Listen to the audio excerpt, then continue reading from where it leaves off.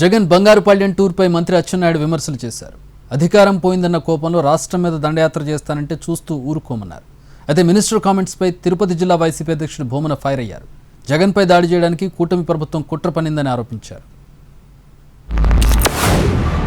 జెండా పీకేసే పరిస్థితికి వచ్చింది కాబట్టి నీ పార్టీని నిలబెట్టుకోవడానికి, నీ పార్టీ ఉనికి చాటుకోవడానికి రైతుల పేరు చెప్పి ఈ రకంగా చేస్తున్నారు. దీన్ని మేము తీవ్రంగా ఖండిస్తున్నాం.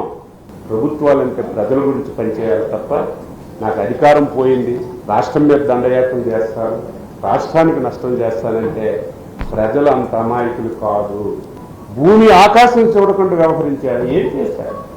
తెలుగుదేశం పార్టీ ప్రభుత్వం జగన్ గారి పర్యటనను శాంతి భద్రతల సమస్యగా మార్చడానికి ప్రయత్నం చేస్తున్నట్టుగా మా దృష్టికి వచ్చింది. నేరుగా జగన్ గారి మీదనే దాడి చేయటానికి మీ వాదన వినిపిస్తాము అని చెప్పటము అంటే ఇంతకంటే దౌర్భాగ్యం మరొకటి లేదు.